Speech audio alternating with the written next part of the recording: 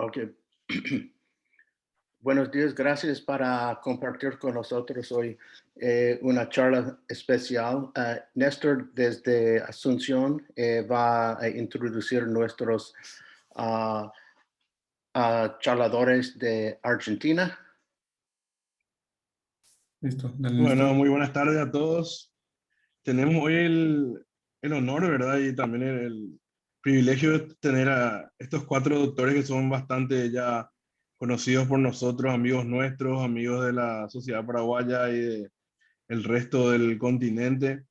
Son los doctores del grupo OER, que es Otología Endoscópica Argentina, quienes ya compartieron el atlas ahí, que es muy interesante en el chat.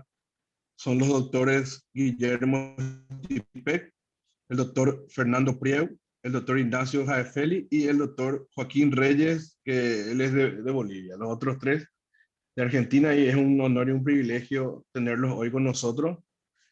Y ya le pasamos la palabra a ellos para poder que nos cuenten un poquito más sobre lo que ellos hacen, dónde están y sobre el tema de otología endoscópica.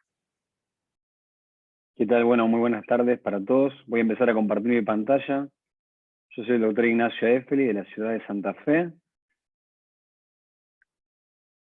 Ahí se ve, ¿no? ¿Correcto? Se ve bien, se ve bien, Sí, doctor. doctor, Perfecto. perfecto. Bueno, así que empezamos. La idea de la charla de hoy va a ser una charla media introductoria. Obviamente agradecemos a Néstor, a Richard, a Terry por la invitación. Es un placer estar con ustedes y estar entre amigos. Así que vamos a hablar de temas relativamente básicos y podremos dejar algunos temas más complejos para otra reunión. Voy a empezar hablando yo de lo que es sangrado en cirugía endoscópica, ¿no? Entonces, de forma introductoria, sabemos que la cirugía endoscópica es un complemento al microscopio, entonces sabemos que tenemos la cirugía endoscópica de oído propiamente dicha, la microscópica de oído, la endoscópica asistida con microscopio y la microscópica asistida por endoscopio. El grupo casualmente de Boston hizo una clasificación de los abordajes para darle un contexto, ¿no? Entonces, saber todos de qué estamos hablando. Y lo estableció como clase 0 cuando uno tiene solamente el uso del microscopio, es una técnica ya convalidada, tiene muchos años, más de 70 años, y luego, para establecer la clase 1, se establece como el endoscopio para la observación. Quizás a principios de los 90, 92, con Jean-Marc Thomasin, comenzaron esas mastoidoscopías, que era la exploración de esos oídos medios de cavidades mastoideas hechas con microscopio.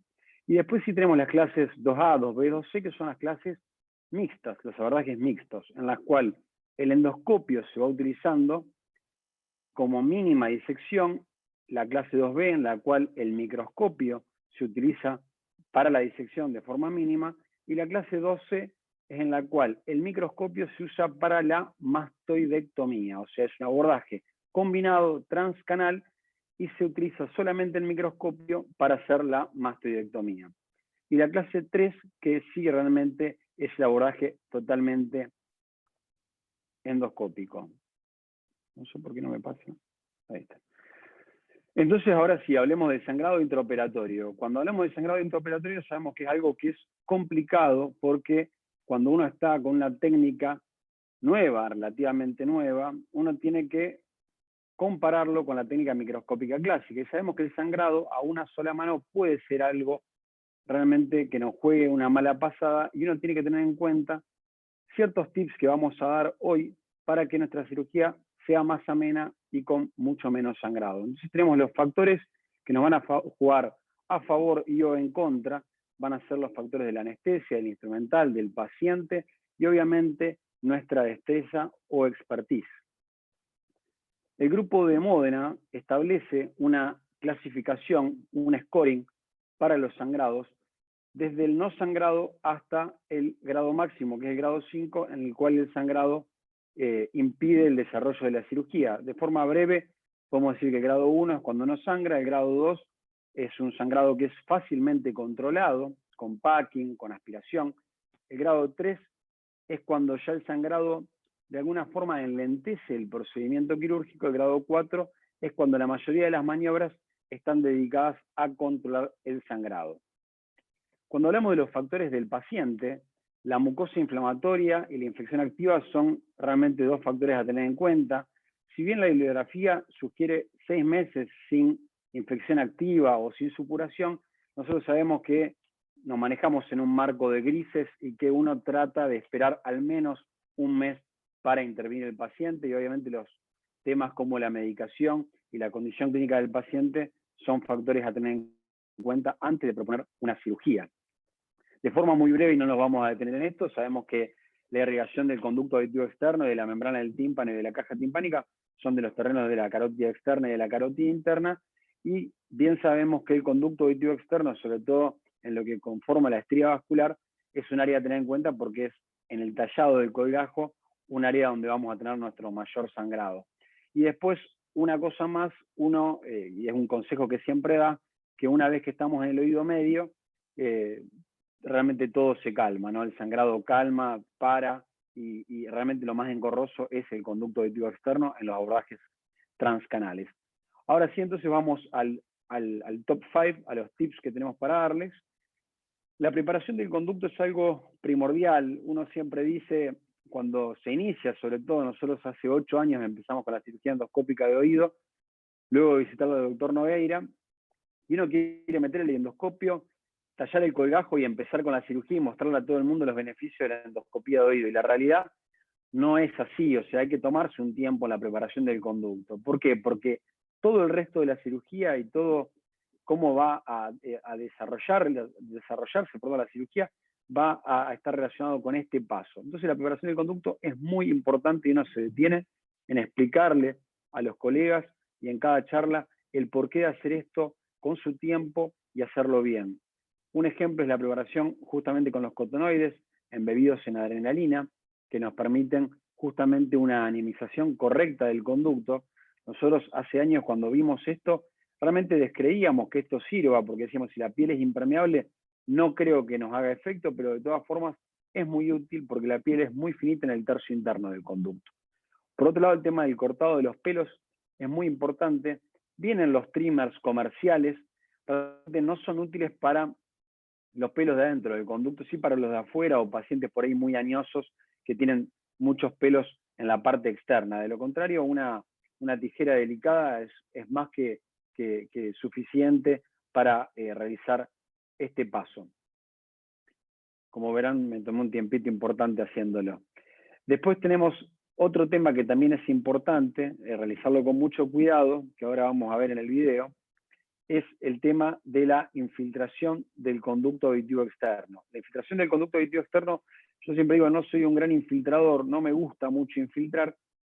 Trato de reservarlo para las cirugías que uno vaya a pensar que vayan a tener un importante sangrado, un colestatoma, un oído muy crónico, porque el retroflujo del líquido, y por eso lo vieron en el video, lo hago bien afuera para que no me moleste, en mi caso me molesta bastante ese retroflujo que cae y golpea y moja la óptica. Después tenemos el tip de la posición. La posición uno trata de lograr, no todas las camillas nos permiten este tipo de movimiento, es de una flexión del tronco respecto a la cadera de 30 grados y una deflexión de la cabeza respecto al tronco de 30 grados, porque eso mejora el retorno venoso y eso es muy importante también para disminuir el sangrado. Hablando de posición, quizá no tiene nada que ver en sí con el sangrado, sí, pero con la ergonomía, fíjense en la foto de la izquierda cómo el médico, el cirujano está alineado con el paciente y no está en una posición antiergonómica. El tip número 3 es el equipamiento instrumental. Este es un video histórico de Thomasin de 1992. Fíjense la calidad de las ópticas. Eran ópticas pequeñas, eran ópticas cortitas, eran de 2.7, o sea, no existía la gran angularidad. Entonces, uno cuando habla de instrumental tiene que hablar de un instrumental relativamente nuevo, o sea, mejores cámaras, ¿no? Esto realmente, comparable al microscopio, seguramente en su momento no era una calidad equiparable. Entonces, en esos momentos, la endoscopía, no, si bien era de avanzada, no podía compararse en su calidad visual. Y después vienen algunos, el InstaClear, por ejemplo, que permite un irrigado del conducto mientras uno está operando.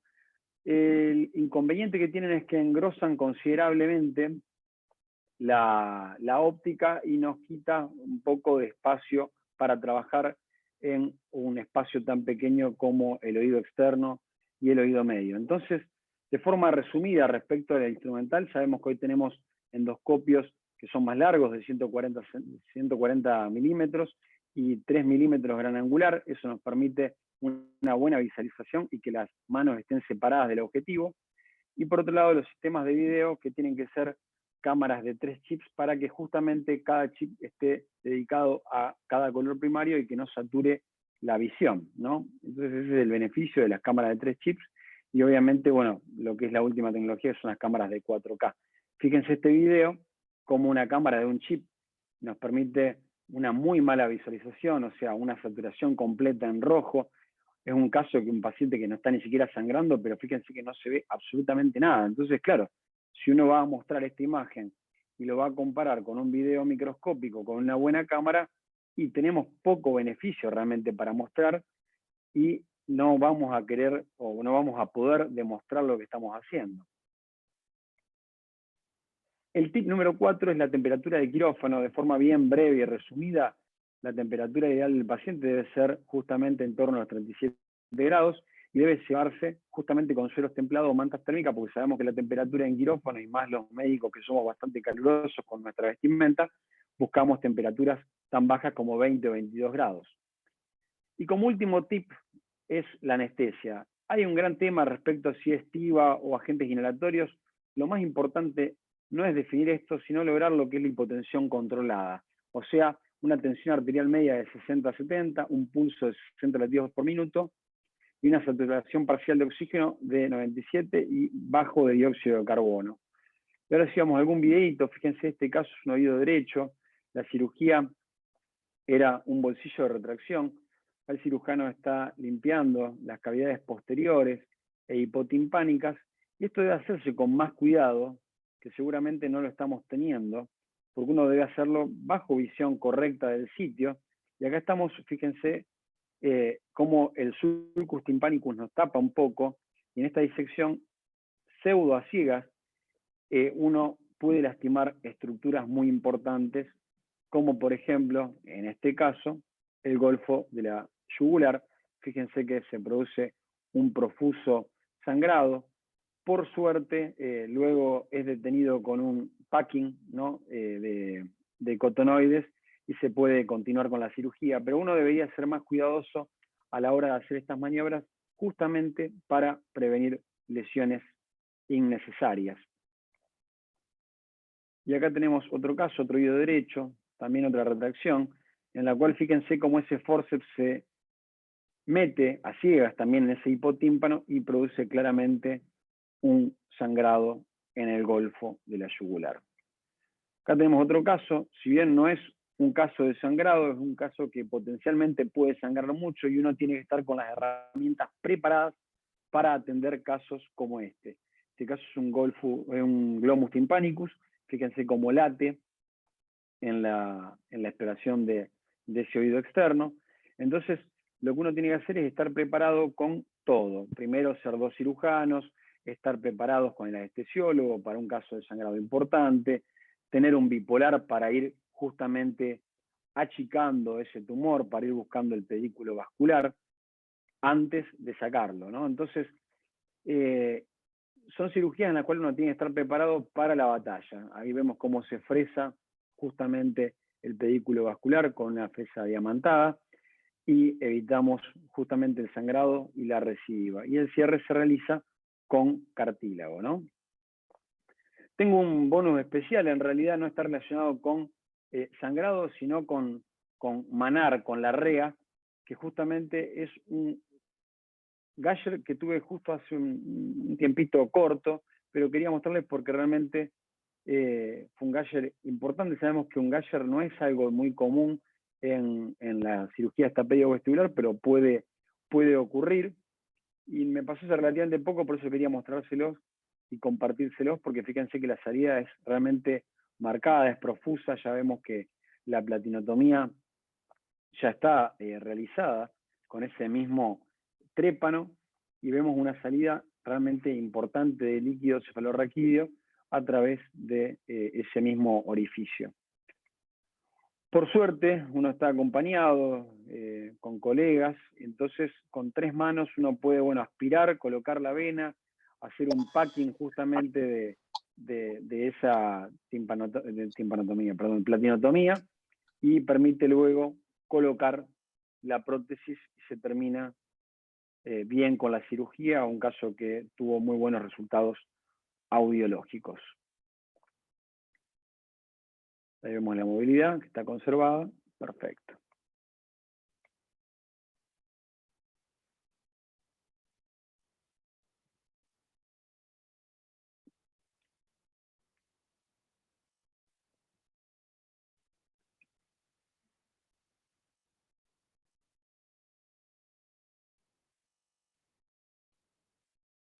Un pequeño videito para despedirme. En realidad sabemos que nuestros pacientes sangran, sangraron y sangrarán, así que estar preparado para tener las herramientas, tener la paciencia, la dedicación, el conocimiento, el instrumental, y bueno, y poder compartir con amigos esto es un gusto para mí, así que les agradezco muchísimo por su tiempo.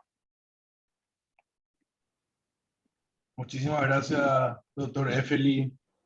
Es muy didáctica su exposición. Quería saber si usted prefiere que se le hagan las preguntas ahora o dejamos para el final. Si quieren dejamos para el final, no hay ningún problema, así hablan los colegas. Richard, ¿qué opinas? Yo creo que para el final, podríamos hacerlo para el final, querido Néstor.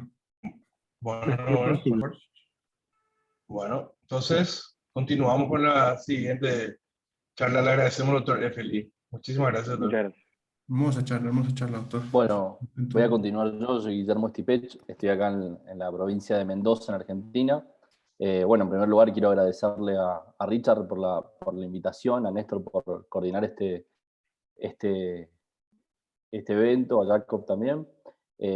Bueno, Richard, la verdad que está bueno este evento porque nos ayuda a unirnos también en diferentes lugares de Latinoamérica, y estaba viendo en el chat que hay amigos de Ecuador, de Colombia, de Uruguay, de Bolivia, de Buenos Aires también, así que bueno, gracias a todos también por estar acá presentes.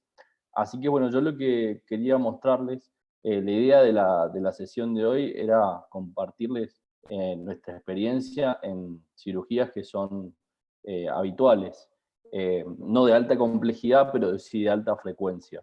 Así que lo que voy a hablar es un poco de condotimpanoplastia. No sé si están viendo, ¿se ve bien mi pantalla? Se ve perfecto. ¿Cómo lo hago yo en general la condotimpanoplastia? Entonces en general lo divido en 4 etapas. Una primera etapa de diagnóstico, planificación, luego la ejecución y el control. Para mí es importante en cualquier tipo de cirugía poder siempre cumplir estas 4 etapas para poder tener un mejor éxito. Y como se había hablado en la sesión previa de la cirugía a la defensiva, creo que para poder estar, o sea, parte de estar a la defensiva también es poder cumplir con estos 4 pasos.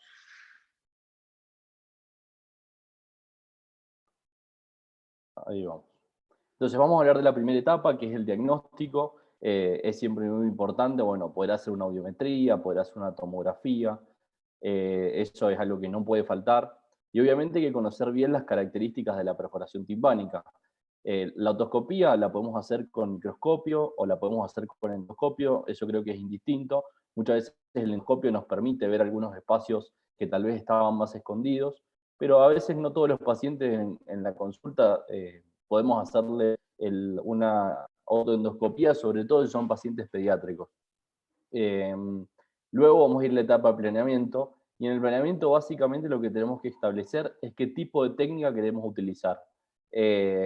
Básicamente lo podemos clasificar en una técnica inlay, que es, vamos a colocar el cartílago en la perforación sin elevar el colgajo timpanometal. Generalmente la vamos a utilizar en perforaciones que fueron posteriores a tubos de ventilación. Podemos realizar una técnica underlay, que es la técnica más común, la más frecuentemente utilizada con el endoscopio, que casi se puede usar para todo tipo de perforaciones.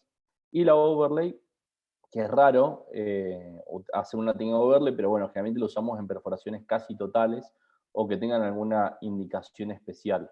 Que eso, bueno, les voy a mostrar algún caso relacionado con eso. Entonces, bueno, vamos directamente a la etapa de ejecución. Con la técnica inlay les voy a mostrar primero cómo colocamos un tubo de ventilación por vía endoscópica. El 3% de las colocaciones de tubo de ventilación pueden generar una perforación residual. O sea que casi 3 de cada 100 pacientes van a tener una perforación que vamos a tener que resolverla después con una cirugía. Entonces, aquí vemos una perforación en una aplicación atípica, porque la perforación está en el segmento posterior. Liberamos primero el tejido fibroso de la perforación. Recién el primer paso lo que hice fue medir esa perforación con un bisturí de Rosen, y luego lo que hacemos es tallar una moneda de cartílago que tiene un surco en el medio, y eso nos permite, al igual que colocar un tubo de ventilación, colocamos el cartílago bloqueando. Entonces, verdaderamente es una cirugía muy sencilla, muy fácil, se ve muy bien con el endoscopio, o sea que es un procedimiento que cualquiera lo puede hacer. Así que esta es una técnica que es rápida, que es fácil, pero su principal desventaja es que no se explora el oído medio. Entonces, bueno, no sabemos qué está pasando internamente. Con respecto a la técnica underlay, que es la más frecuentemente utilizada, acá les voy a mostrar, aunque es una perforación bastante grande, vamos a hacer una técnica underlay. Algo que está bueno, en realidad nosotros lo que hacemos es una variación, que le decimos una técnica over-under, ya les voy a mostrar al final en qué es lo que cambia, pero algo que está muy bueno del endoscopio es que todavía ni siquiera hemos elevado el colgajo tímpano-palatal y podemos explorar muy bien la cavidad del oído medio. Entonces, bueno, tenemos aquí una buena visión de la zona de la ventana redonda, del fustis. A nivel más superior podemos ver perfectamente la articulación incuboestapedial, y aquí anterior podemos inclusive llegar a ver la desembocadura de la trompa Eustaquio. Entonces, bueno, verdaderamente tenemos una correcta visión. Como decía Ignacio recién, utilizamos cotonoides embebidos en adrenalina para controlar el sangrado, y hacemos un colgajo generalmente cuadrangular. Este colgajo cuadrangular nos permite mejor manejo, menor probabilidad de que se desgarre ese colgajo, y al reponerlo también es mucho más fácil. Siempre es importante que el colgajo tiene que ser un poquitito más largo de lo que se haría con el endoscopio. Siempre nos vamos ayudando de los cotonoides, y aquí una vez que llegamos al ángulo fibroso, tenemos que ingresar al oído medio. Como ven, el sangrado generalmente no es excesivo, y bueno, siempre tomamos estas precauciones.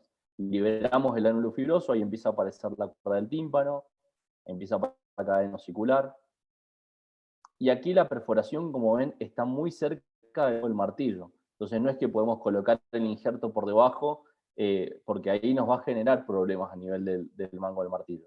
Entonces lo que hacemos es desepidermizar la membrana.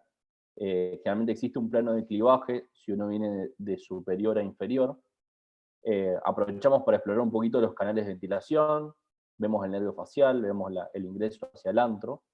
Una particularidad que tiene esta técnica es que obviamente existe mucha movilidad del yunque sobre el estribo al hacer esto. Entonces, bueno, tiene que ser una técnica con mucho cuidado, con mucha precaución, y si uno ve que está generando demasiados movimientos, luxar el yunque momentáneamente, y luego se puede volver a reponer. Pero habitualmente, bueno, no lo hacemos de forma continua.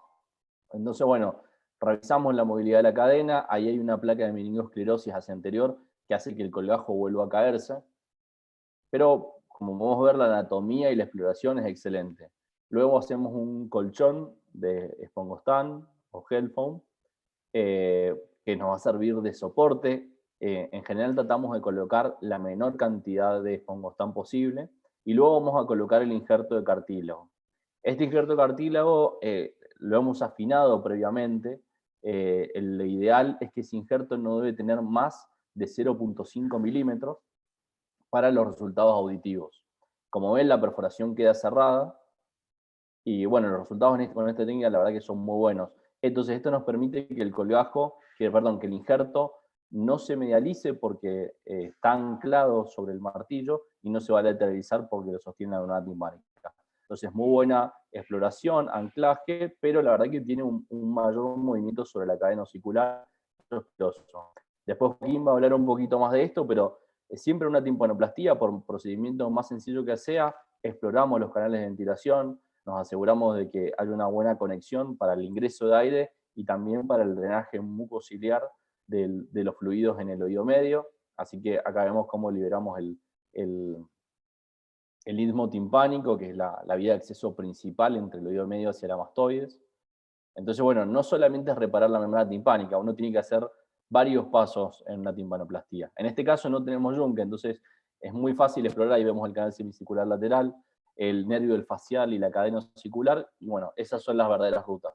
En este caso hicimos una mastoidectomía previamente, entonces podemos ver esa ruta de ventilación, pero vista desde atrás, que habitualmente para poder lograr esta imagen necesitamos fresar bastante. Acá podemos ver allá, ya se ve el proceso crocaliforme, el canal semicircular, vemos ahí el yunque. Vamos a liberar un poquito esos pliegues para poder ver mejor la cabeza del martillo. Entonces, bueno, la verdad que nos permite el endoscopio, inclusive en una cirugía combinada con el microscopio, no tener que realizar un fresado excesivo. Así que bueno, ahí se puede ver perfectamente. Siempre recordar que hay algunas situaciones especiales. Por ejemplo, en este caso, el paciente tenía una hipoacusia conductiva que como que no tenía lógica. Y ahí podemos ver que existe un puente óseo entre el promontorio y el estribo. Aunque nosotros estábamos haciendo una cirugía para reparar la membrana timpánica, detectamos eso dentro del operatorio. Así que es importante siempre explorar la cadena osicular. La condotimpanoplastia no solamente la vamos a hacer en perforaciones, también lo podemos hacer en retracciones timpánicas. Como vemos acá, hay una retracción atical y una retracción mesotimpánica con adherencia al promontorio. Pero el concepto importante en este caso sería, van a ver ahora que cuando ingresamos al oído medio, que el oído que siempre que tenga moco, ese moco hay que colocar después un tubo de ventilación. Inclusive ven que es un moco tipo glue, un moco muy denso, que a pesar de varios tratamientos médicos previos con antibiótico y corticoides no había mejorado. Entonces, despegamos esa retracción del promontorio, exploramos el ático también para ver ese bolsillo atical. Volvemos a hacer esta técnica over-under con el cartílago que en escudo, o a veces se dice tipo Pac-Man por la forma que tiene ese cartílago, pero colocamos un tubo de ventilación. Entonces, bueno, quería dejarle este concepto de que siempre que el oído tenga contenido, o sea, no es suficiente con solo aspirarlo.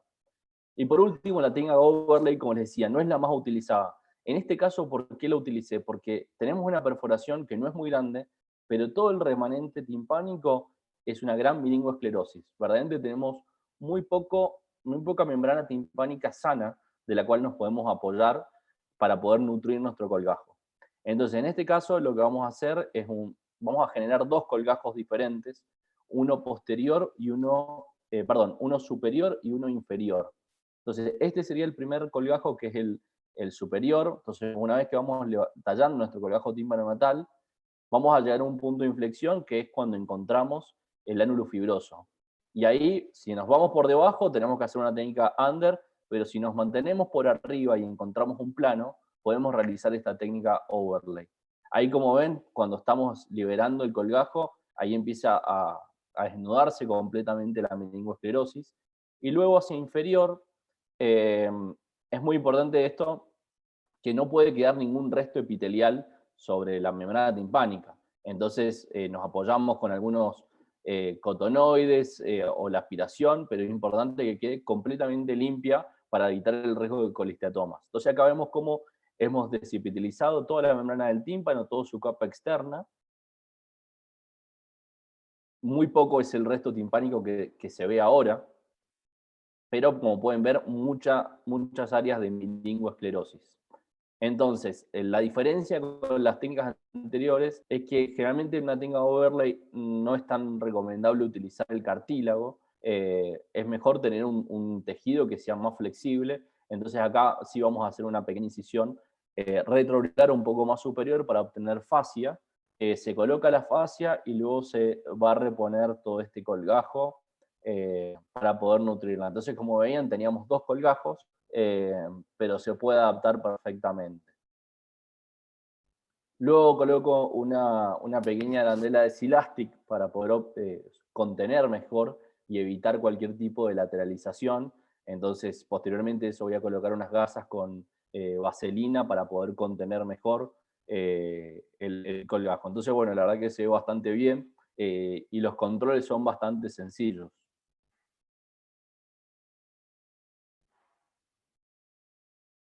Entonces, por último, la etapa de control. Bueno, esto ha cambiado completamente con el tema de la pandemia. Antes a los pacientes los citaba una vez o 2 veces por semana. Hoy en día es todo por WhatsApp. El paciente me va comentando cómo va su evolución. Y bueno, verdaderamente ha cambiado mucho la forma de controlar a los pacientes en pandemia. Entonces, como conclusión, hay que tener siempre en cuenta muchas variables del paciente, del médico, la anatomía, el sangrado. Muchas cosas pueden hacer que varíe nuestra forma de resolver una perforación timpánica. Con respecto a la formación, hoy existen múltiples centros para formarse. Bueno, hoy en día estamos haciendo todo por Zoom, así que bueno, todo esto también está cambiando. Se puede hacer entonces completamente transcanal, es una técnica segura, y la principal ventaja es la visión. Y en los pacientes pediátricos la mínima invasión es ideal. Nunca hay que olvidarse del tema de la curva de aprendizaje. A veces es un poco difícil hacer la transición de microscopio a endoscopio, así que eso hay que tenerlo en cuenta. Siempre que se utilice cartílago debe tener un espesor menor a 0.5 milímetros por los resultados auditivos.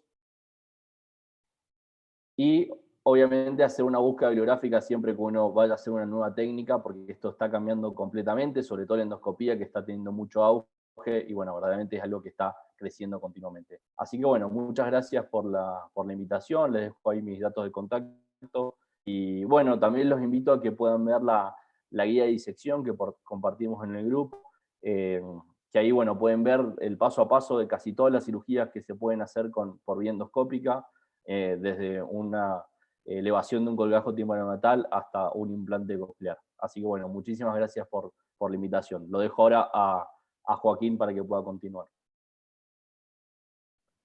Muchas gracias, doctor Guillermo. Es también un honor tenerlo de vuelta. Gracias por haber aceptado la invitación para estar un sábado de tarde acá con nosotros. Y estamos aprendiendo cosas nuevas, cosas que me supongo que después el auditorio va a tener unas cuantas preguntas para cada uno de ustedes.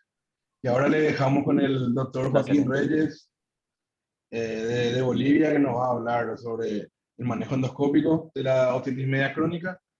Y ya lo escuchamos, doctor. Perfecto, buenas tardes. Primero que nada, muchas gracias por la invitación. A ver, un segundito. Primero que nada, muchas gracias por la invitación. Quiero agradecer al doctor Richard Wagner por la organización.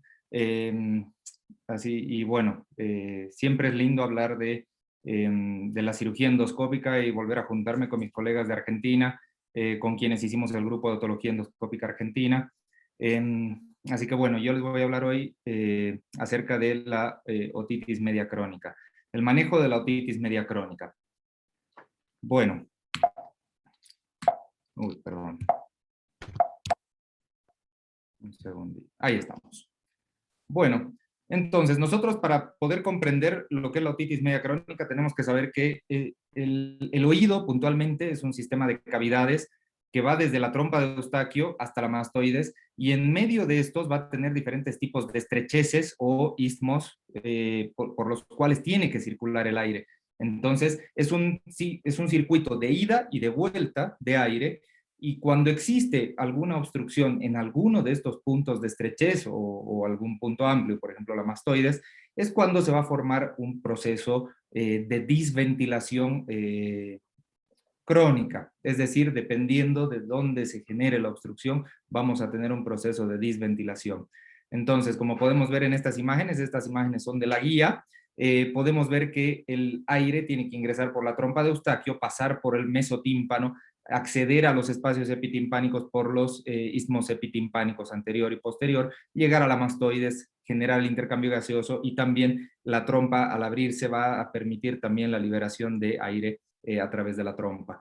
En la imagen de arriba, que era justamente de un video que acaba de mostrar Guillermo, podemos ver incluso la comunicación y la vía de acceso que tienen incluso los espacios mediales y laterales del epitímpano o ático. Entonces, comprendiendo esto, sabemos que, bueno, la base de la otitis media crónica es justamente un proceso de disventilación. Acá nosotros, bueno, con el grupo estamos investigando, desarrollando bastante acerca de lo que es los abordajes endoscópicos y las timpanoplastías, y también, como mencionaba Guillermo, nos permite tener una visualización más específica de la cavidad del oído medio. Entonces, como Guillermo acaba de hablar, de la no colesteatomatosa, lo que vendría a ser las perforaciones timpánicas, en general tenemos un mismo resultado funcional porque los injertos los manejamos de la misma manera que los manejamos en función de la cirugía microscópica. Sí tenemos un menor tiempo de cirugía, muy probablemente porque tenemos menos tiempo de acceso y menor tiempo de cierre del procedimiento, un menor trabajo en partes blandas, por ende va a ser menos cruento hacia el paciente, un menor costo del procedimiento por una menor cantidad de horas de quirófano. Y hablando ya, adentrándonos un poquito en lo que es la cirugía colesteatomatosa, tenemos que saber que esta es el principal beneficio de la cirugía endoscópica de oído. Es la piedra angular de la cirugía endoscópica, el área de la otitis media crónica colesteatomatosa. ¿Por qué? Porque nosotros vamos a tener una preservación de la estructura, vamos a sacar selectivamente el colesteatoma sin necesidad de dañar mucho tejido sano, como por ejemplo a través de una mastoidectomía transcortical para poder llegar al ático y sacar un colesteatoma que esté medial a la cadena. Son abordajes transcanales, se puede utilizar un abordaje combinado. Tenemos que saber de que no es ser endoscopista o ser microscopista, o sea, tanto el endoscopio como el microscopio son herramientas las cuales nosotros tenemos que utilizar y tenemos que saber utilizar ambas para poder brindarle un mayor beneficio a nuestro paciente acerca de nuestra técnica quirúrgica, pretendiendo darle un mejor resultado funcional, un menor tiempo de recuperación. Y por otra parte tiene una ventaja en esta época de la pandemia. ¿Por qué? Porque aerosolizamos menos partículas que con una cirugía retroauricular abierta. Entonces, nosotros sabemos que los sitios más frecuentes de los colesteatomas son en los espacios o en los recesos retrotimpánicos, en los espacios epitimpánicos, que en general las obstrucciones se producen a nivel de los istmos epitimpánicos. Entonces, es ahí donde nosotros tenemos que ir a buscar o donde tenemos más cantidad, con mayor incidencia la localización de los colesteatomas. Entonces, si nosotros en un esquema vemos que tenemos un colesteatoma que afecta la caja timpánica y la mastoides, nosotros podemos acceder por una vía transcortical, pero para poder llegar a los diferentes recesos, especialmente espacios epitimpánicos anteriores, receso supratubario y demás, tenemos que generar portales accesorios, ampliar la cavidad, bajar el muro, bajar el puente. ¿Para qué? Para poder ver mejor el espacio epitimpánico, porque si dejamos patología residual, no tendría ningún sentido entrar a esa cirugía. Entonces, con el advenimiento de estas técnicas nuevas, nosotros podemos utilizar abordajes combinados. Podemos tratar la mastoides por una vía transcortical, microscópica. Podemos abordar el oído medio, la caja timpánica, a través de una vía endoscópica. Y podemos incluso explorar estos sitios de estrechez del sistema tubo tímpano-mastoideo para poder preservar estas estructuras y generar el menor daño posible de este sistema. Este es un caso, por ejemplo, en el que nosotros tenemos una otitis media crónica adhesiva que vemos que es toda una telectasia que está adherida al promontorio. Inicio con unas incisiones radiales, superior, inferior, como mencionó Guillermo, un colgajo cuadrangular. En general, prefiero hacer colgajo cuadrangular porque como tenemos una visión panorámica gran angular con la visión endoscópica, es un punto de referencia tener esas aristas del colgajo cuadrangular. Hay quienes usan un colgajo, una B posterior, sí, también se puede utilizar. Entonces, ahí ni bien abordamos el oído medio, fíjense cómo está esclerosado ese yunque, no está conectado con el estribo, Este paciente tenía se evidenciaba densidad de partes blandas a nivel mastoide o epitimpánico. Sin embargo, acá tenemos un yunque que lo empezamos a extraer y es completamente esclerosado. Incluso es muy difícil ver una forma de incudal normal. Y ni bien sacamos este yunque, ya podemos ver que el espacio epitimpánico posterior está lleno de una secreción mucoide que ha estado mucho tiempo ahí, que es una secreción mucoide espesa que está estancada en ese sector. Y ahora, en este momento, estamos viendo el sitio que originó esta patología, esta obstrucción hacia la mastoides y el espacio epitimpánico posterior. Entonces, empezamos a decolar todo ese resto timpánico con la capa epidérmica lateral que está adherido al promontorio, al retrotímpano, y algo que es muy importante en este paso es tratar de mantener lo más íntegra posible esta capa que estamos desprendiendo, porque para evitar restos epidérmicos dentro de la caja timpánica una vez que hagamos la reconstrucción. Luego, una vez desarticulada la cadena, sí introduzco una fresa a baja revolución. ¿Por qué a baja revolución? Porque para prevenir en general daño térmico en el borde lateral de la fresa. No nos olvidemos que ahí estamos mirando la fresa girando, pero la fresa está girando desde la pieza de mano. Entonces, hemos tenido casos en los cuales hemos tenido daño térmico de la piel del conducto por utilizar la fresa a mucha velocidad o revolución.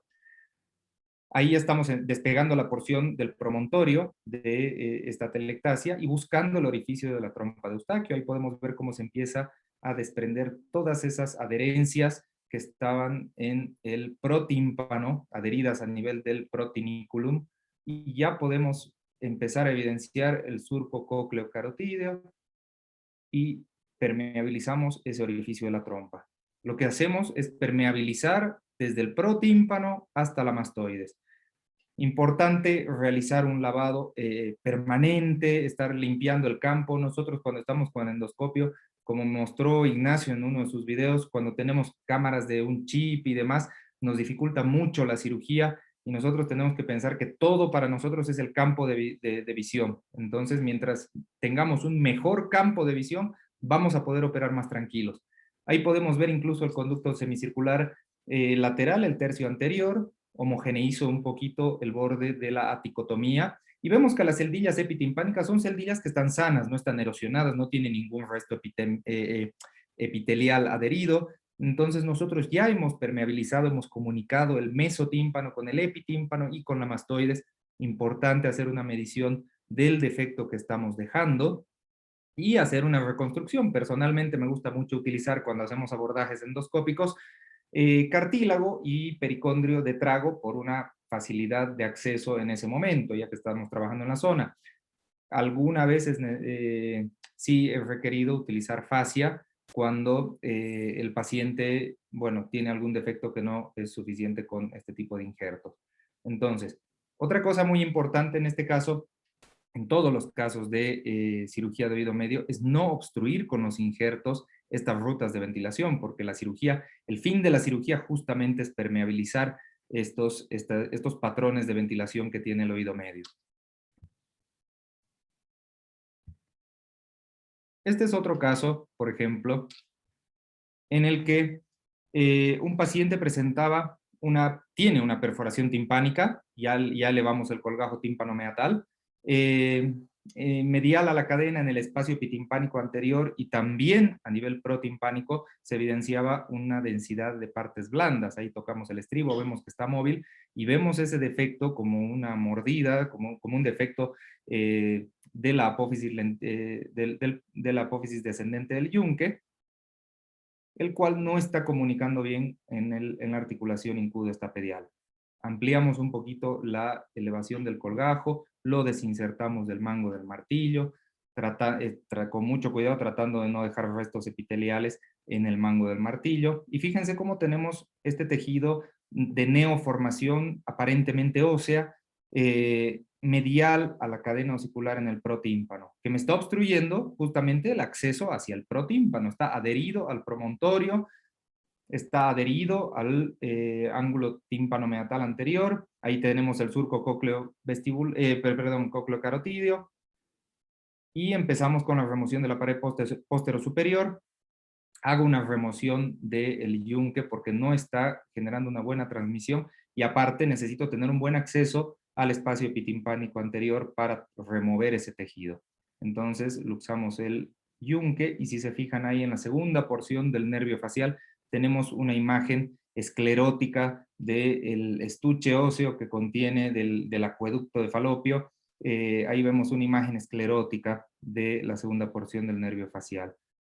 Podemos ver muy bien el tendón tensor del estribo, vemos la ventana oval, decapitamos al martillo y ya teniendo una visión más amplia de esta lesión que abarca mesotímpano y epitímpano anterior, ahí empezamos a hacer una presión sostenida, siempre la presión a abocarla hacia lateral y hacia anterior. ¿Por qué? Para evitar algún daño en el estribo. Ahí esto es muy bonito, fíjense, esa membrana que vemos es el TensorFold que está adherido al promontorio. El TensorFold debería estar inserto en el proceso cocleariforme, es decir, intercruzándose con la segunda porción del nervio facial. Es decir, este proceso crónico ha ido inferiorizando el TensorFold. Entonces, ahí terminamos de sacar este resto óseo y ya podemos ver un patrón más anatómico del oído medio. Tenemos el músculo tensor del tímpano, el proceso cocleariforme, ahí estamos. Y posteriormente tenemos que hacer una reconstrucción. Tenemos un estribo móvil, entonces tallamos el yunque y lo columelizamos hacia la membrana timpánica. Lo fijamos, en este caso puntualmente, por lo general trato de utilizar la menor cantidad posible de gel foam, especialmente en los oídos que son fibrosos, adhesivos como este, pero en este caso para poder fijar bien ese pedazo de hueso que me está columelizando, le coloco bastante gel foam en la caja timpánica. Luego, siempre viendo siempre fijándonos de que no se nos desplace el yunque tallado, tenemos que posicionar ese pedazo cartílago siempre habiéndolo medido antes. ¿Por qué? Porque cuanto menos metamos y saquemos el injerto de cartílago, va a ser mejor, vamos a movilizar menos, vamos a generar un menor trauma por movilización de las estructuras. Ahí volvemos a rebatir el colgajo tímpano-meatal. Y esto también va a servir de reconstrucción de la perforación timpánica que tenía el paciente, que la van a ver ahora cuando lo rebatimos. Y ahí vemos la perforación timpánica y tenemos un buen colgajo que cubre todo el borde timpánico. Este es un típico caso de un colesteatoma atical, una costrita a nivel de la pars flácida, que muchas veces puede pasar desapercibido en un consultorio de medicina general y demás, pero el paciente se le hace una tomografía, vemos que tiene densidad de partes blandas medial y lateral en el ático, entonces hacemos una aticotomía transcanal y empezamos con la disección. Ahí ya nos encontramos con la articulación incudo-maleolar y vemos ya que tenemos un tejido símil o que tiene el aspecto colesteatomatoso. Entonces, ahí extraemos el tejido colesteatomatoso del espacio epitimpánico lateral. Y una vez que lo extraemos, ahí podemos ver que existe todavía tejido epidérmico medial a la cadena en el espacio epitimpánico anterior, y esto nos obliga a hacer una remoción del yunque, una decapitación del martillo para poder acceder a estos espacios y poder dejar una cavidad libre de patología.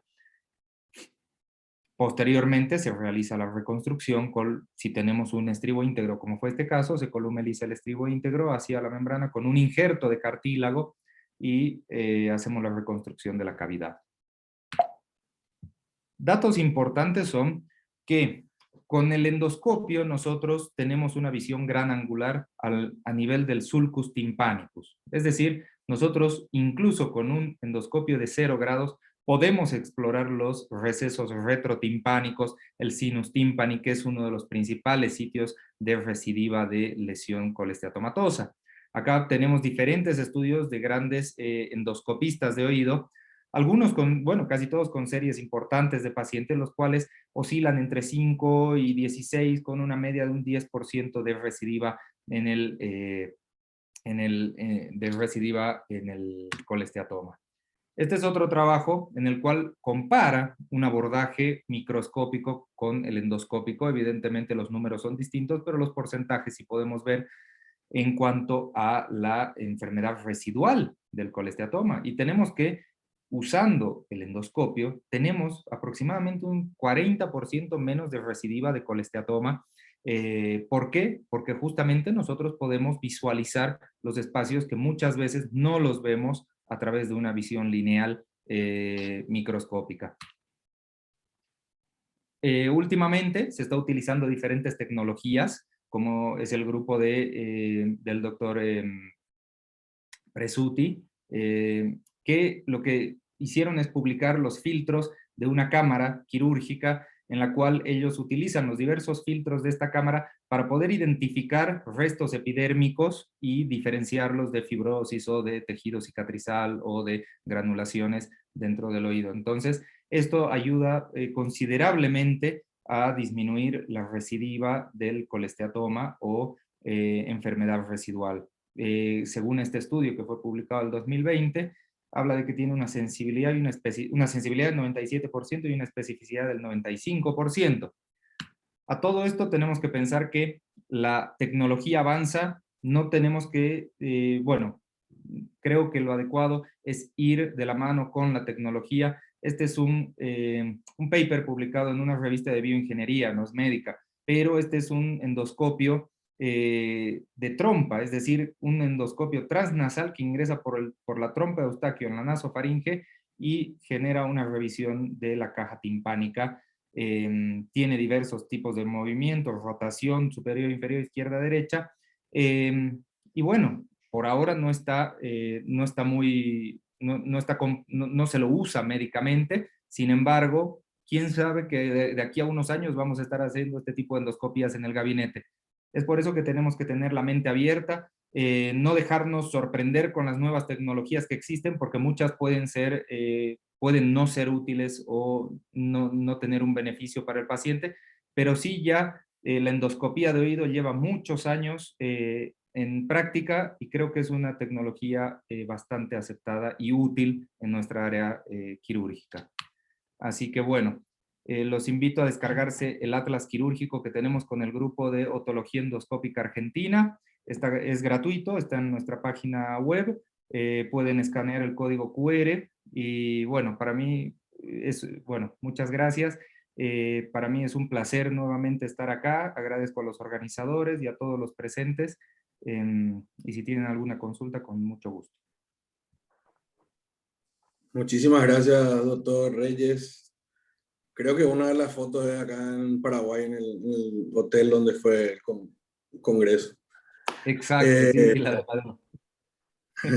Bueno, le agradecemos muchísimo por su charla, muy interesante saber cómo ustedes están manejando el tema de lo que es la otitis media crónica colesteatomatosa a través del endoscopio, que es realmente un tema que es bastante controvertido a nivel mundial, ¿verdad?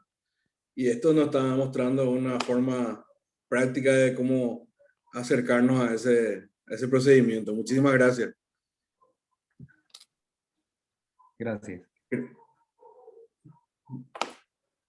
Ahora creo que vamos a continuar con el doctor Priou, ¿verdad?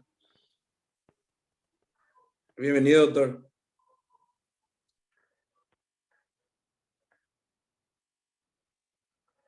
Bueno, muy buenas tardes, ¿qué tal? Antes que nada, gracias por la invitación. Estos son eventos que hay que ponderarlos, así que muchísimas gracias. Yo considero que son súper importantes, sobre todo en los tiempos que estamos corriendo. Así que muchísimas gracias. Bueno, vamos a empezar. A mí me tocó un tema interesante. Me tocó mostrar nuestros errores. La gran mayoría son míos o bajo mi responsabilidad, quiero decir residentes o concurrentes médicos de formación. La idea es presentar las dificultades que hemos tenido. Pueden nosotros decimos putearme por los errores que hemos cometido, pero de alguna forma creo que también ayudan a aprender.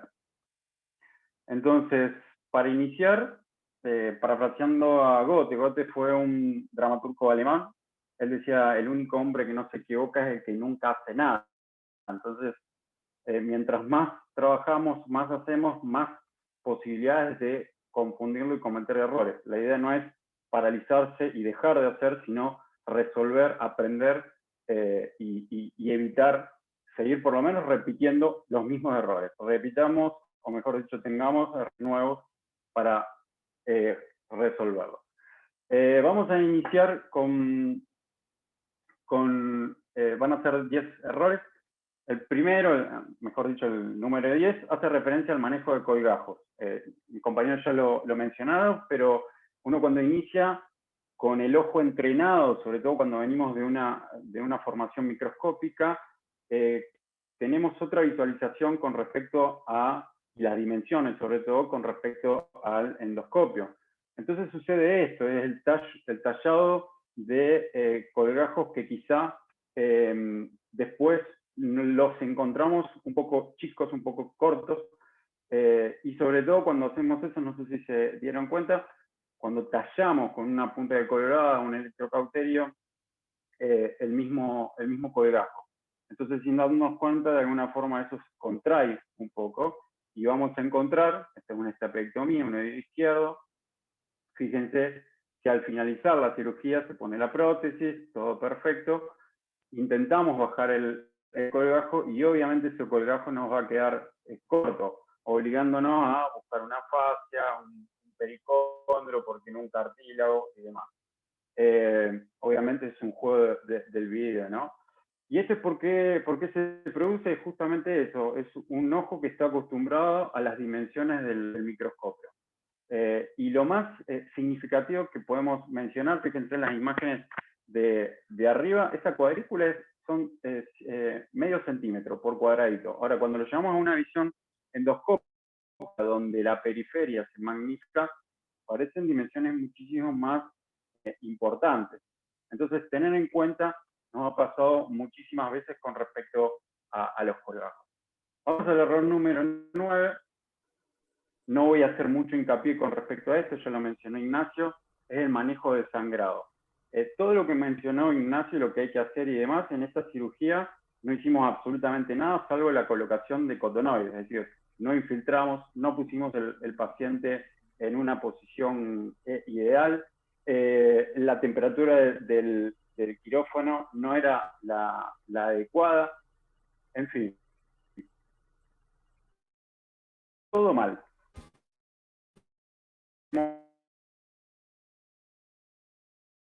No,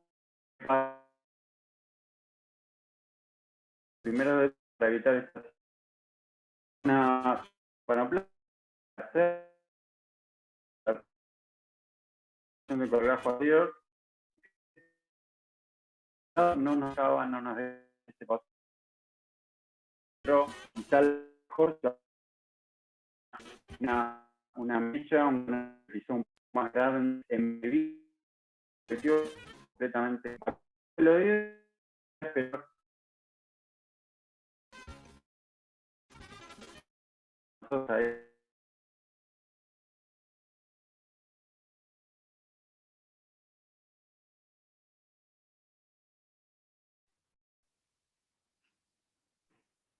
Bueno, creo que estamos teniendo un poquito de inconvenientes de señal, pero ya creo que se va a unir enseguida a través del doctor Frío. Vamos a esperarle un ratito. Un par de Estaba dificultades técnicas. como entrecortada. Ahí hola, está. hola. Sí, doctor, Sí, le escuchamos de vuelta. escuchamos. Ahí te escucho.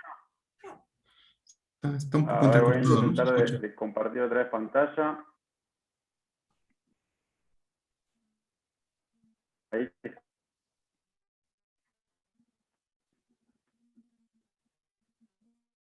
Hola, hola. Se escucha, doctor. Está un poquito entrecortado, pero se escucha. Lo que no vemos todavía es su pantalla.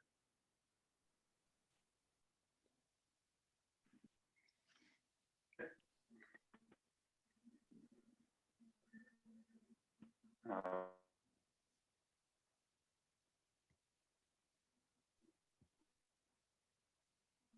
ahí está.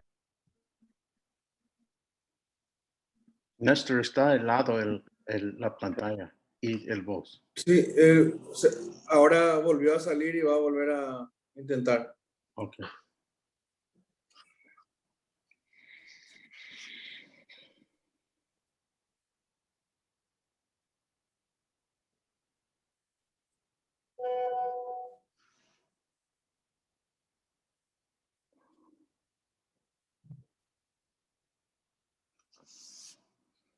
Ahí se escucha.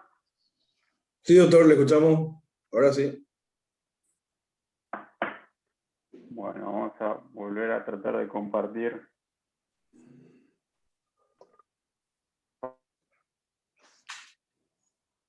Evidentemente la conexión no es muy buena.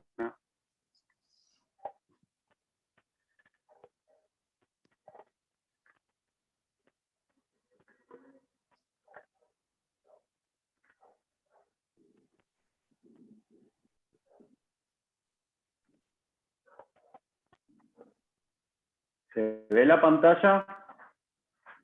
Sí, doctor, vemos su pantalla ahora. Perfecto. Bueno, les decía, no sé en qué momento se cortó, les decía, en esta cirugía todo lo que debíamos hacer con el sangrado no se realizó. Entonces, demoramos mucho tiempo para tratar de resolver el sangrado y continuar con la cirugía.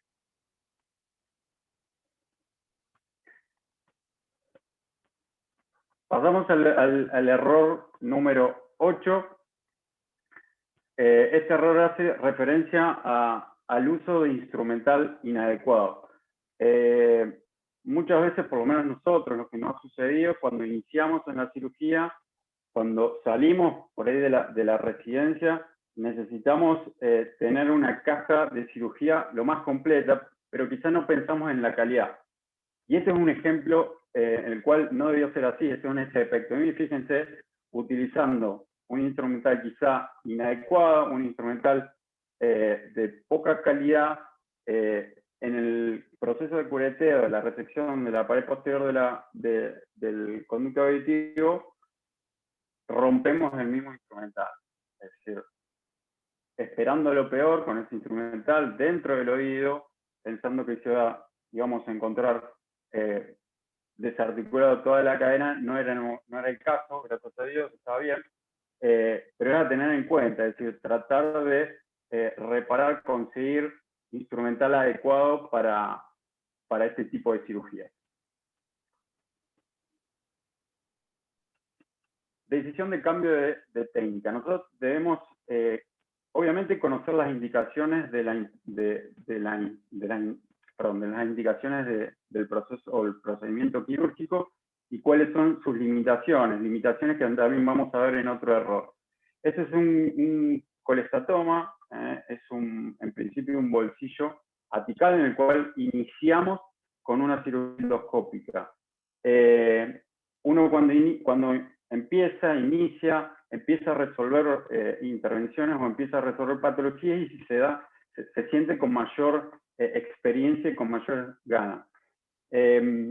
Muchas veces nos hemos visto quizá no obligados, pero incentivados a terminar haciendo con el mismo abordaje endoscópico, un colestatoma, obviamente de oído medio, apical, y creo que eso es un error. Creo que uno tiene que saber cuándo decir basta y pasar directamente a un abordaje microscópico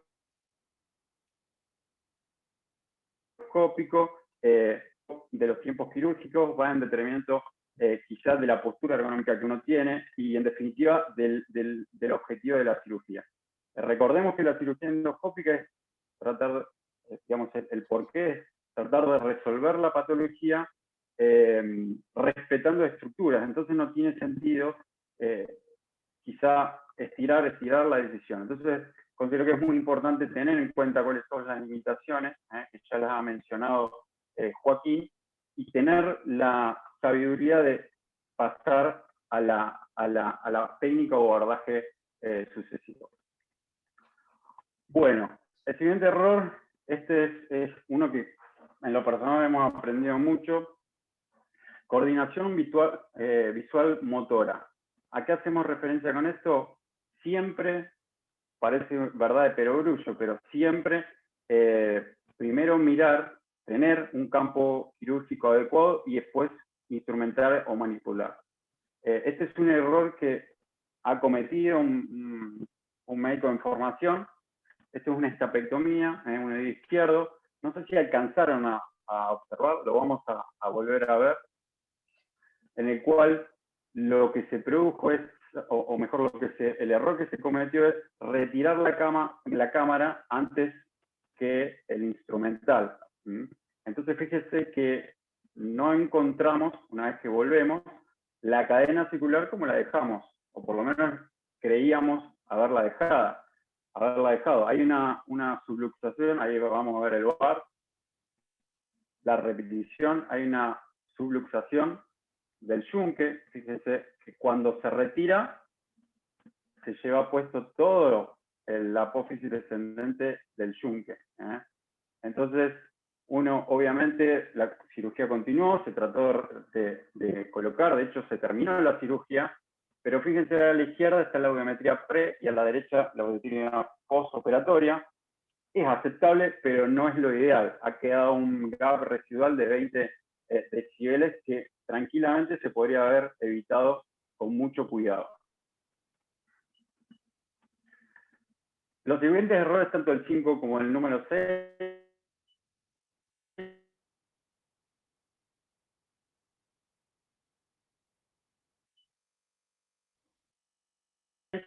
hacen referencia a la asociación imaginológica. ¿A qué nos referimos con esto? Tener conocimiento tomográfico o por resonancia previo a la cirugía de elementos. ¿Por qué es tan importante este bolsillo también, en el cual resecamos el yunque? Creemos que lo que se ve y lo que late previamente es el mismo bolsillo, pero claro, los bolsillos no laten. Entonces lo primero que pensamos es una dehiscencia del techo del tegmen tímpani, perdón, y justamente era eso. Era un meningocele producto de esa dehiscencia. Entonces, tener en cuenta y reparar con mucho detalle en las imágenes previas a la intervención quirúrgica.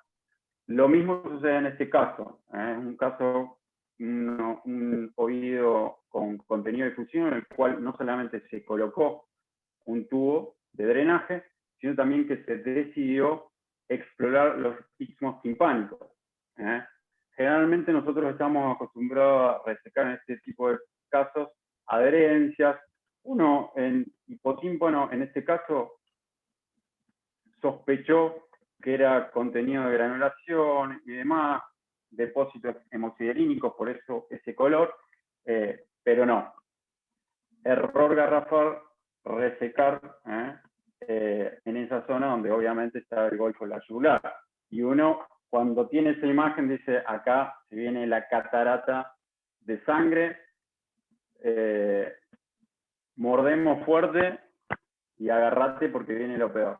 Por suerte no, por suerte en este caso se controló. Obviamente las lesiones a ese nivel, si son pequeñas, no generan mucho inconveniente. De hecho, se prohibió el pequeño sangrado y se pudo resolver la cirugía. Pasamos al número 3. Hablamos del conocimiento anatómico exquisito. Uno se debe hacer primero, antes de iniciarse, a la anatomía de oído medio, pero con una visualización endoscópica. Esto quizás fue uno de los primeros, también médicos de formación, uno de los primeros casos en el cual uno, tratando de resecar un colesteatoma, fíjense lo que va a suceder por parte del cirujano tratante. Uno reseca la piel y fíjense que raspa, tratando de resecar el mismo bolsillo, raspa. Obviamente ese es el facial. Obviamente no se da por advertido el cirujano sigue raspando, con la consecuente, obviamente, lesión del mismo nervio facial. Claro, ausencia de la superestructura no repara en que ahí hay un elemento vital que es el nervio del nervio. Esta paciente después continuó la cirugía y además esta paciente en el postoperatorio tuvo una parálisis facial grado 3 que obviamente remitió con tratamiento oportuno y demás, remitió a tintero. Pero son elementos que hay que evitar. Vamos al número 2 y vamos terminando. Factores que influyen en la manipulación.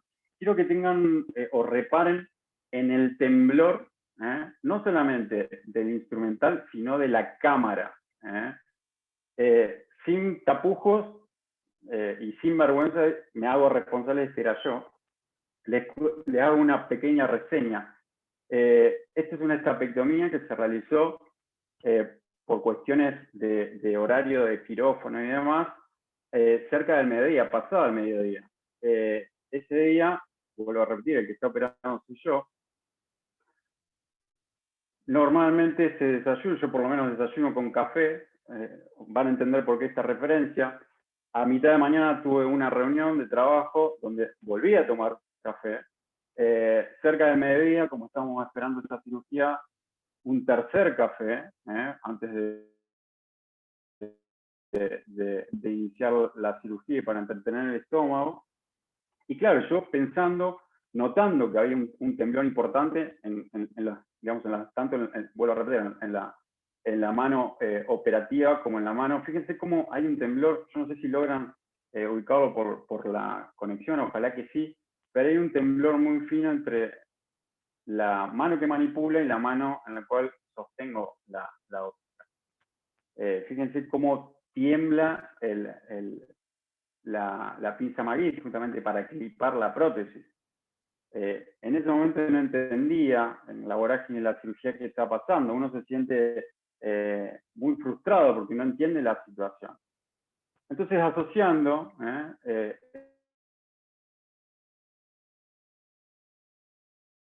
esta ingesta de café y demás, con respecto a la relación, es decir, la manipulación de instrumental quirúrgico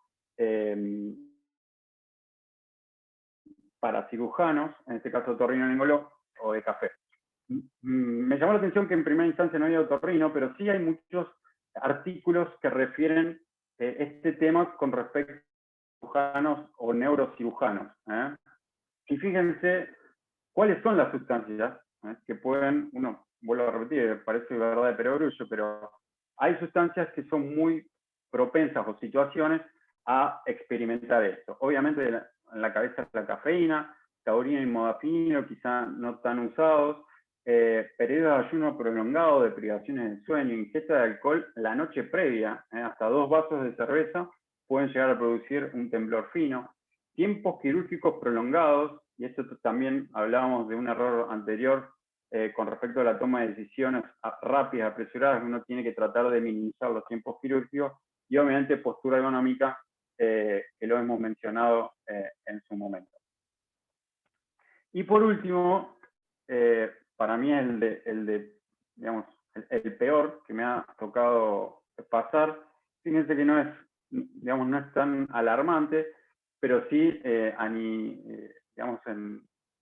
el sentido de la funcionalidad y el resultado auditivo. Este es un oído izquierdo de una paciente en el cual presentaba un bolsillo sucio, fíjense que se ve el bolsillo. De todas formas no veíamos el fondo, es decir, en un bolsillo, un fondo no visible. Entonces decidimos resolver la cirugía, obviamente endoscópica, a nivel tomográfico no había ocupación de la misma, entonces se decidió hacer un abordaje justamente endoscópico. Nos abrimos pasos con cureta, en algún momento utilizamos también la fresa, una fresa diamantada, fíjate cómo vamos exponiendo y en busca desprender todo ese bolsillo. De a poco vamos resecando parte de ese bolsillo que está pegado a la cadena articular. a nivel apical ya no vemos nada, liberamos las vías de ventilación.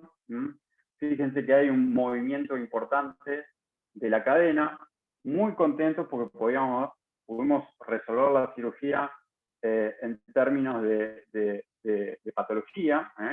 Hacemos una condrotimpanoplastia y obviamente el éxito total en ese momento nos sentíamos Maradona en el 86 ganando la Copa. Muy contentos, hacemos los controles sucesivos y obviamente hacemos un control a los 45 días auditivo. Y fíjense la perceptización de este paciente. Es decir, no solamente tiene una hipoacusia conductiva, sino es una hipoacusia mixta, con una caída, una perceptización en las frecuencias agudas. Entonces, eso es inadmisible, por lo menos a mi criterio. Este es el error fundamental que debemos entender, es decir, identificar las limitaciones no solamente de la técnica, sino las limitaciones en nuestras manos. Quizá este paciente, una desarticulación de la cadena, una extracción de todo el cuerpo del yunque para tener acceso a los espacios epitimpánicos, tanto anteriores como posteriores, para resecar todo ese bolsillo hubiésemos podido por lo menos evitar la perceptización de su audición. Entonces, sentirnos en el mejor, si se recuerdan, en el 94, el Mundial de Estados Unidos, cuando le hacen el famoso antidoping sale positivo. Entonces, para terminar, tener en cuenta los diferentes errores que hemos mencionado. Vuelvo a repetir, uno a medida que hace más cosas tiene mayor posibilidad de equivocarse y cometer errores.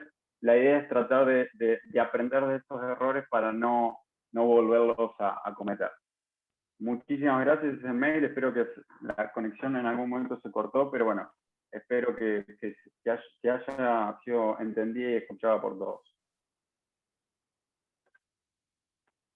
Excelente charla, doctor Fernando.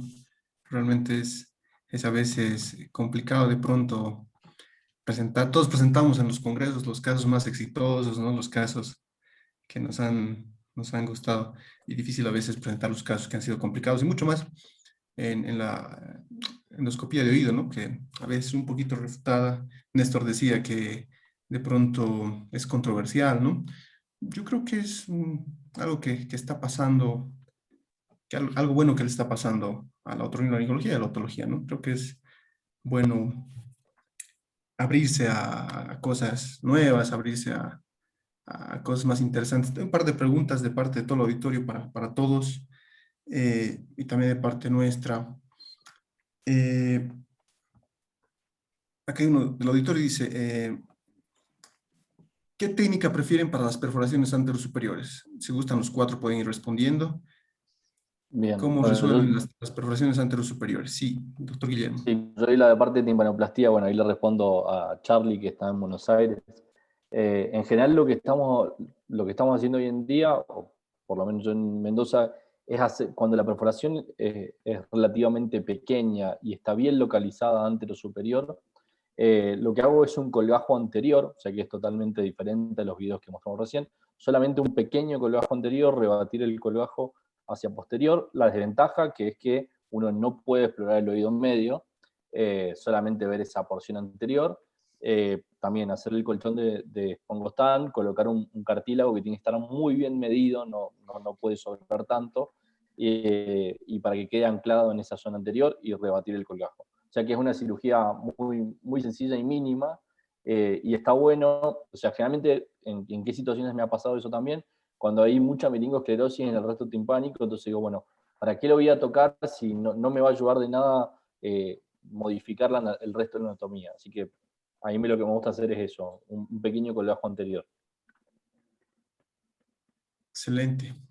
¿Algunos de los Una doctores, tal vez? acotación más, perdón, Sí, una acotación más. sí, doctor También Ignacio. puede ser una cosa interesante, es una inlay también cuando la perforación es pequeña.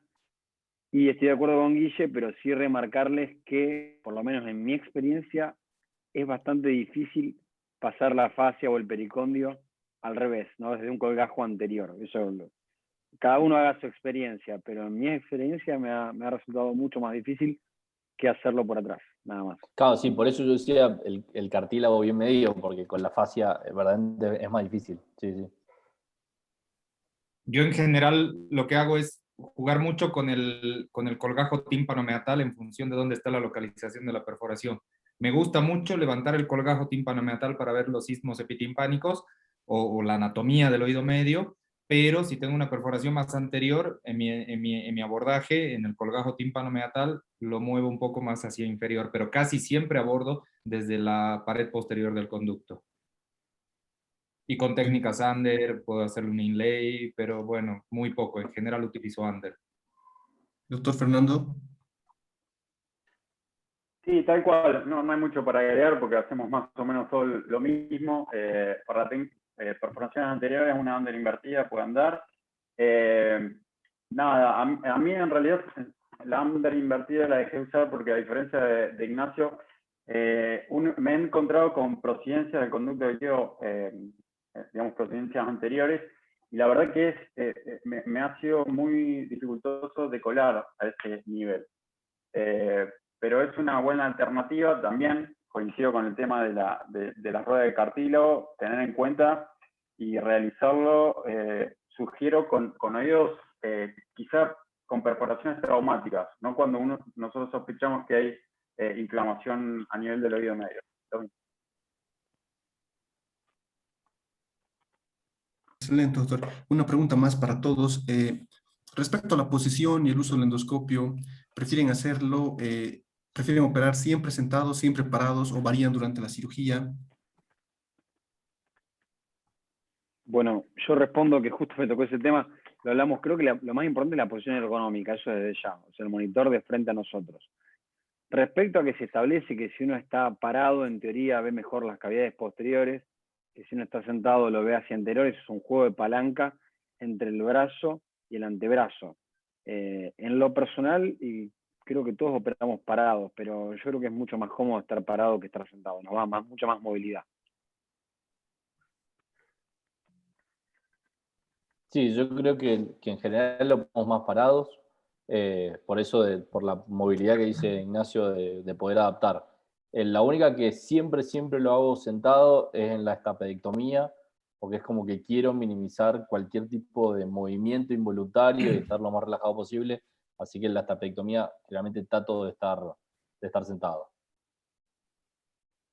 Yo coincido con mis colegas, en general opero de parado y el único momento en el que me siento y apoyo el brazo, porque en general tampoco utilizo un apoyo, sino que tengo la mano 90 grados pegada a mi cuerpo, pero el único momento en el que me siento es al momento de hacer la platinotomía en una estapedectomía. Se me dificulta mucho hacerlo con la mano al aire. He sufrido bastante en las primeras estapedectomías que lo hacía, o sea, que quería hacerlo en la misma posición en la que hacía todo el abordaje. Incluso pretendía cambiar al microscopio, pero bueno, le encontré un poquito la vuelta sentándome, apoyando el brazo y haciendo una platinotomía con la mano apoyada. Sí, yo agregando y haciendo, digamos, hincapié a algo que dijo Joaquín, es fundamental que el brazo tenga, digamos, la unidad brazo endoscopio, brazo mano endoscopio, tenga 2 puntos de apoyo. En primera instancia, el codo, a la altura más o menos de la cabeza del paciente, tanto brazo izquierdo, brazo derecho, y por otro lado, utilizar el conducto del paciente como medio de apoyo también de la óptica. Fundamental para tratar de evitar movimientos exagerados, temblores, incluso de alguna forma para proteger ese oído que nosotros estamos operando. Fundamental, independientemente de que nosotros seamos derecho o izquierdo, obviamente para el derecho un oído a operar izquierdo va a ser muchísimo más fácil, más cómodo, porque nosotros vamos a apoyarlo sobre el paciente, sobre el hombro del paciente, pero tener en cuenta esos 2 puntos de apoyo para desarrollarse con tranquilidad. Ahí sí puedo sumarle algo a lo que decía Fernando, que es importantísimo, el tema del punto de apoyo, que ahí sí vieron que había un video que lo que hacíamos era explorar una mastoidectomía con endoscopio. Si uno verdaderamente tiene la mano en el aire, va a vibrar todo el tiempo y la imagen no va a ser buena. Entonces, lo que hay que hacer en ese caso, cuando uno tiene una mastoidectomía, es colocar un apósito en el borde de la mastoidectomía y apoyar la óptica sobre ese apósito. O sea, la óptica no puede estar en el aire, siempre tiene que tener un punto de apoyo. Excelente. En la residencia casi uno siempre empieza con el microscopio, pues los profesores están acostumbrados al microscopio, y de hecho acá la mayoría del auditorio son colegas que de preferencia pues superan oído y casi siempre lo hacen con microscopio. En la intimidad de su quirófano, en la intimidad de su práctica profesional, ¿cuál ha sido el momento más difícil en el que les ha tocado querer volver, digamos, al microscopio o querer detenerse con el endoscopio para cambiar con el microscopio?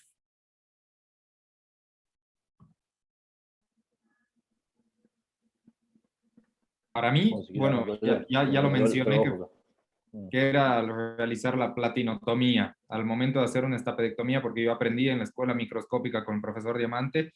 Entonces todas las estapedectomías las hacíamos con microscopio, y al momento de hacer la platinotomía tenía, o sea, fue algo que, en lo cual tal vez me costó bastante encontrarle cómo solucionar ese problema.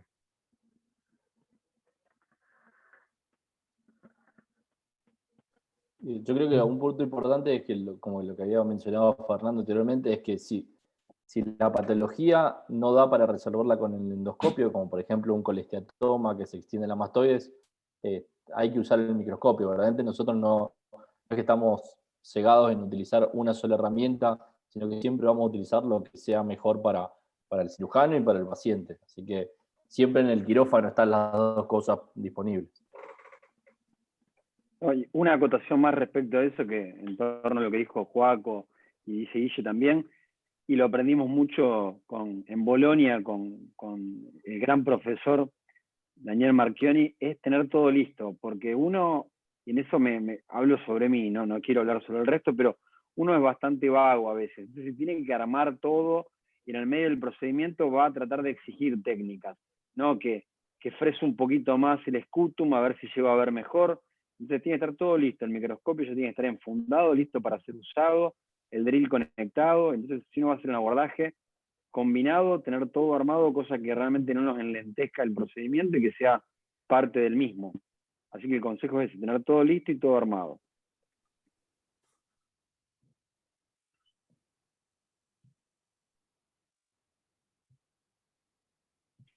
Hay algunas otras preguntas más.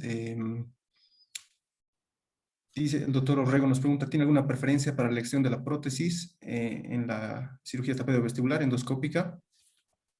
¿Qué prótesis escogen? ¿Qué prótesis eligen? Bueno, yo en lo personal a mí me gusta utilizar la prótesis de un pistón distal tipo Guilford. Lo que sí prefiero hoy en día es que sea una prótesis encintada, no que sea como un alambre, sino que una cinta que es más fácil para cerrarla. Yo en lo personal uso la prótesis de Robinson, tipo bucket, realmente me resulta mucho más cómodo. Tiene la contraparte que, bueno, necesita un material de aislamiento que puede ser pericondrio o vena. En general operamos de a dos, opero con mi socio, entonces siempre el dueño del paciente es el que opera y el ayudante va sacando vena, entonces no nos complica demasiado, ¿no? En cuanto a tiempo. Sí, yo igual, trabajamos juntos. Pero en lo personal también igual que Guillermo, de tipo Guilford acintadas, más que nada porque las distales uno necesita introducir la prótesis dentro del vestíbulo, y con el microscopio, cuando nosotros utilizamos dos manos, generalmente lateralizamos el yunque y no necesitamos introducir la prótesis en el vestíbulo. Entonces, cuando trabajamos con el endoscopio no tenemos dos manos, no podemos lateralizarlo. Entonces es por eso que prefiero sí, de tipo Guilford, y acintadas también por una cuestión de miedo a que se produzca una necrosis en solo un punto de la descendencia del yunque. Yo también prefiero las acintadas tipo Guilford porque es mucho más, tiene más superficie y facilita bastante el clipamiento de la prótesis. Una Guilford de estándar, cliparla con endoscopio es un poquito más complicado que una cintada. Así que yo prefiero las acintadas, sea Big Easy o alguna otra. Excelente. Una última pregunta más. Es súper importante, ustedes decían, doctor Ignacio, por supuesto, también lo comentaba, que es súper importante la cámara de 3 chips, ¿no? De hecho, cuando uno empieza a incursionar en la cirugía endoscópica de oído y de pronto tiene la mala suerte de encontrarse con una cámara de un chip, pues realmente se lleva una gran decepción con la imagen, ¿no? ¿Qué cámaras utilizan ustedes habitualmente en su práctica diaria? Yo en lo personal tengo una marca Striker. De todas formas, debo reconocer que la calidad de stores es muy superior, a mi parecer. ¿Qué striker tiene, doc? Yo tengo 1488. 1488. Es buena cámara, de todas formas. Sí, sí, es HD.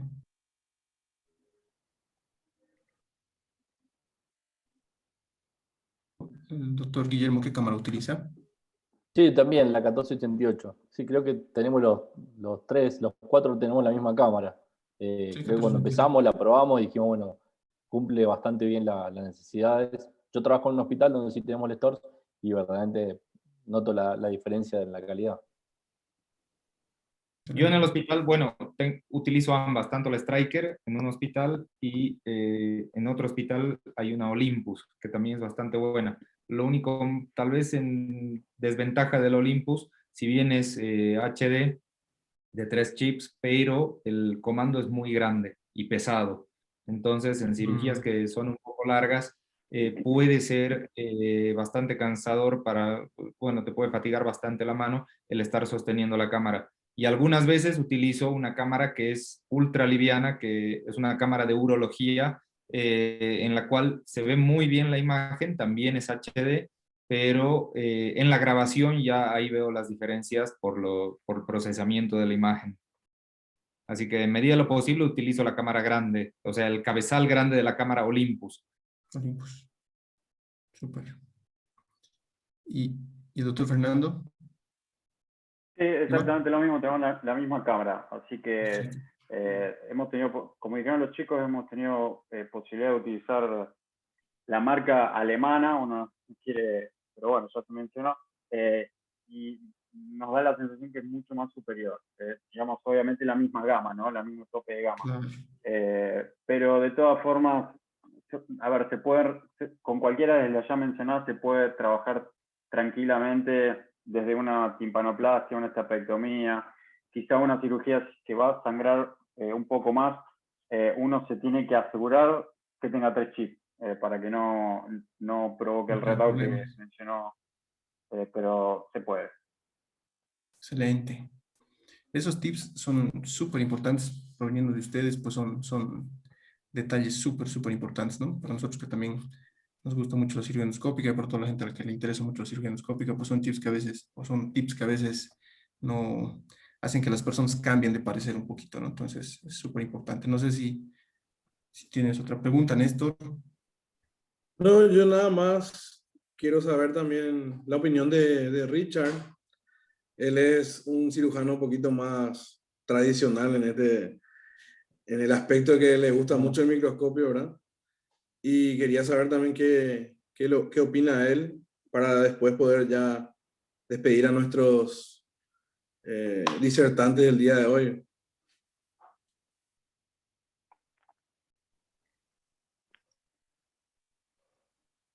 Yo soy de clasificación 1, solamente uso el endoscopio para evaluación de la receso facial y sinus tympani, ¿ok? Yo no hice cirugía endoscópica. Bueno, porque yo estoy muy cómodo, ¿ok?